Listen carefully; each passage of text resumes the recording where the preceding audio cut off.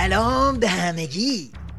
آقا پریروز این جناب بانکیمون که به هوای اسم ظریف یه رودست زخیم از آخوندا خورده بود، از دهنش در رفت گفت که بیان ژنو. آقا هنوز حرفش تموم نشده بود که سیدعلی خمار یه دفعه عنان از کف داد و شروع کرد به قش و ضعف کردن واسه ژنو 2. دبیرکل سازمان ملل متحد به طور رسمی از جمهوری اسلامی ایران برای شرکت در نشست ژنو 2 با هدف حل بحران سوریه دعوت کرد. بانکیمون ساعتی پیش این مطلب را در جمع خبرنگاران مستقر در سازمان ملل متحد اعلام کرد. بانکیمون در نشست خبری خود تصریح کرد: همانطور که بارها گفتم، باور من این است که ایران باید بخشی از راه حل بحران سوریه باشد. بگی منو. از اون طرف ورق پاره بسیجی ها که اسمش روزنامه جوانه هم رفت تو مایه رقص شاطری و حالا بشکن نزن کی بشکن بزن. اکنون ایران در مجموع مدعوین رسمی به ژنو 2 قرار گرفته و این امر به آن معناست که آمریکا در نهایت واقعیت موجود در منطقه را پذیرفته که ایران در وضعیت فعلی منطقه قدرتی تأثیرگذار است که تغییر و تحول منطقه‌ای بدون در نظر گرفتن این کشور ممکن نیست. کوسم یهو کف کرد و قضیه رو نقد کرد تو جیب گشاد قباش که بله، دعوتنامه بانکیمون یه پیروزی دیپلماتیک برای دولت اعتداله. اما چند ساعت بعد یهو یه سیلی جانانه فرود اومد و گوش سیدعلی و کوسه رو دوخت به هم. بانکیمون دعوت رو پس گرفت. ما از دو چیز متاسفیم. یکی از این که آقای بانکیمون بر اثر فشاری که روش وارد شد پیشنهاد خودش رو پس گرفت، چون ما چندان شائق نبودیم به این موضوع، فقط به خاطر اینکه ازمون دعوت شده بود شرکت می‌خواستیم بکنیم، اونم نه در سطح وزیر، به دلیل اینکه اعتقاد داشتیم زمان دعوت برای حضور وزیر خارجه جمهوری اسلامی ایران خیلی دیر شده بود و قرار بود که معاون وزیر خارجه اگر دعوت جدی باشه شرکت بکنه. اون که بله، هر کی ندونه موشکاف میدونه که بابا کوسه اصلا از اون اول قید سوریه رو زده بود، یعنی میخواست بی خیال قضیه بشه.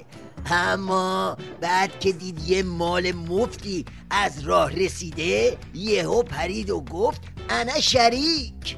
واسه خاطر همینم هست که سیلی ژنو 2 سر و صورت کوسه و اوسما رو با هم نواخت. ظریف نظام رو ملاحظه کنید ببینید چه جوشی آورده. اما اونچه که بیشتر باعث تأسف نداشتن شهامت برای اعلام دلیل پس گرفتن دعوته. اینکه پس گرفتن دعوت رو به اظهار نظرهایی که در ایران شده نسبت بده کاملا نشون دهنده اینه که نخواسته بپذیره که به دلیل فشاری که بر ایشون از سوی کشورهای، یعنی به صورت مشخص آمریکا و بعضی گروه‌هایی که خب دستشون به خون مردم سوریه هم بعضن آغشته است، فشار آوردن به ایشون و ایشون ناگزیر شده که این کار رو انجام بده و بعد به دنبال توجیه گشته. من این رفتار رو در شأن دبیرکل سازمان ملل متحد نمیدونم و باعث تأسفه که این رفتار رو ایشون از خودش بروز داده. نتیجه این که معلوم شد عمق جرخوردگی ولایت خیلی بیشتر از این حرف هاست. حالا وسط مهرموم سایتا و تو بحبوحه زهرخوری حلیواپوری و رقبا باید این یکی فضاحت رو هم جمع و جور کنن.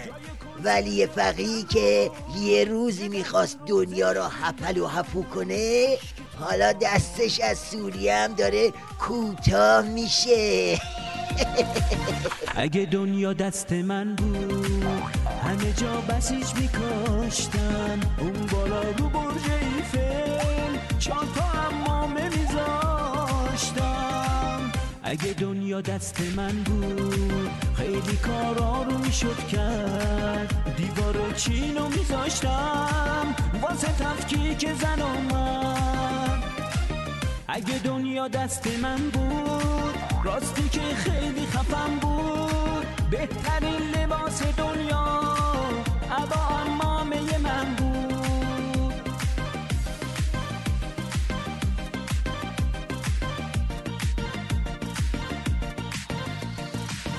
اگه دنیا دست من بود با میذاشتم تو المپیک، توی دانشگاه سوربن میدادم درسای تاکتیک. اگه دنیا دست من بود مونالیزا چادری بود، نه فقط دمشق و بغداد همه جا دیکتاتوری بود.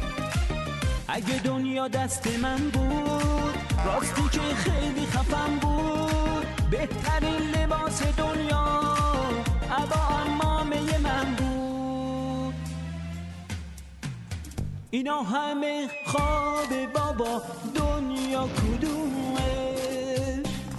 دنیایی از مصیبت و بدبختی رومه. همین روزا چپه میشم، کارم تمومه.